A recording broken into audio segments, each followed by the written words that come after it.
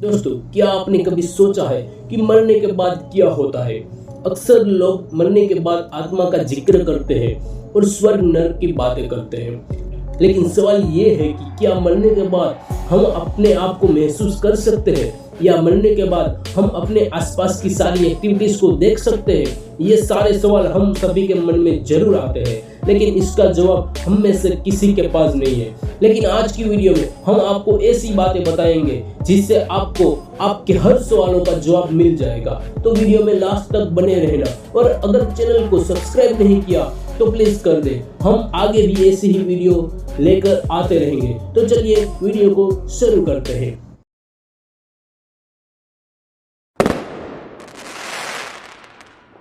दोस्तों, इस दुनिया में लगभग 5000 रिलीजियंस है, और इन सभी रिलीजन के अपने अपनी मान्यता है कि मरने के बाद क्या होता है। दोस्तों, देखा जाए तो हम हर रिलीजन की बातें तो नहीं सुन सकते। ऐसे में ऐसा एक ही ग्रुप है जो हमारे सवालों का जवाब दे सकता है। अब आप सोच रहे होंगे कि हम किसी रिलीजन की बात कर रहे होंगे, तो आपको बता दें कि ऐसा बिल्कुल भी नहीं है। हम किसी एक रिलीजन की बात नहीं करेंगे। हम जिस ग्रुप की बात कर रहे हैं वो है मरे हुए लोग। तो चलिए मरे हुए लोगों से ही पूछ लेते हैं कि मरने के बाद क्या होता है। ज्यादा सोचने की जरूरत नहीं है, आपको बता दें कि ये पॉसिबल है।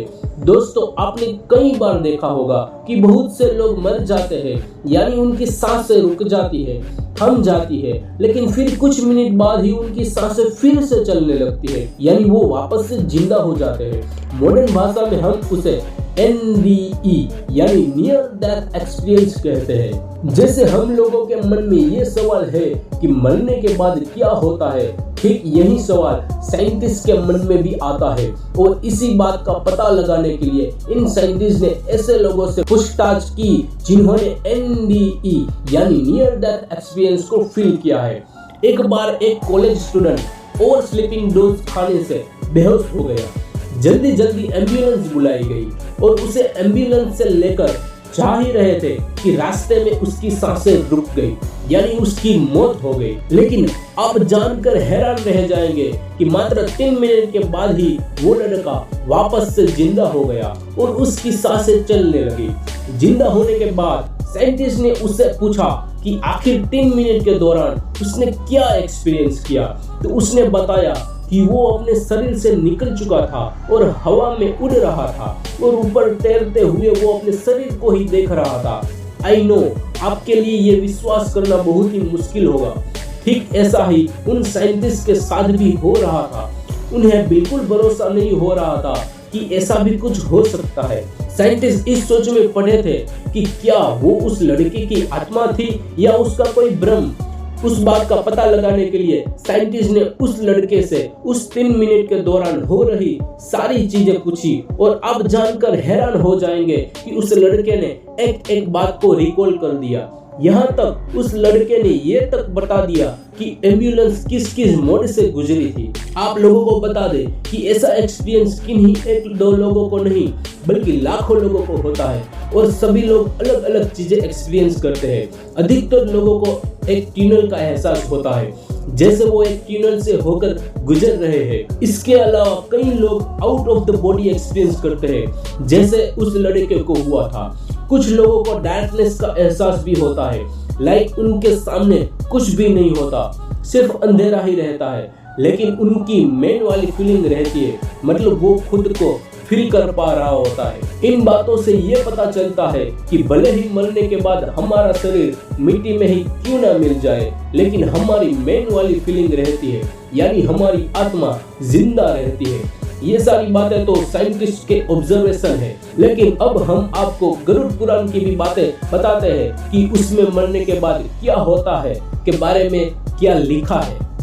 आपको बता दें, गरुड़ पुराण हिंदू धर्म की 18 प्राचीन महाकाव्य में से एक है, और इस महाकाव्य में भगवान विष्णु और गरुड़ के बीच मनुष्य जीवन को लेकर वार्तालाप किया गया है।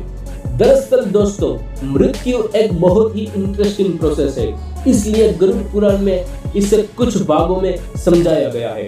नंबर 1, अर्थ साउल चक्रों से डिस्कनेक्शन। दोस्तों, जब हम मृत्यु के पास होते हैं या यूं कहे कि मृत्यु से मात्र 4-5 घंटे पहले हमारा शरीर धरती से अलग हो जाता है, इस दौरान हमारे पैर ठंडे पड़ने लगते हैं। कहा जाता है कि जब मरने का एकदम सही समय आता है या यूं कहे कि जब मृत्यु से हम बस एक कदम ही दूर रहते हैं, तब मृत्यु देवता यमराज आते हैं और हमारे प्राण ले जाते हैं। नंबर 2, एस्ट्रल कॉर्ड टूट जाता है। दोस्तों, जब हम मर जाते हैं तो हमारी आत्मा हमारे शरीर से अलग हो जाती है, यानी कनेक्शन टूट जाता है, जिसे हम एस्ट्रल कॉर्ड कहते हैं। कनेक्शन टूटने के बाद आत्मा शरीर से बाहर निकलकर बाहर तैरती रहती है।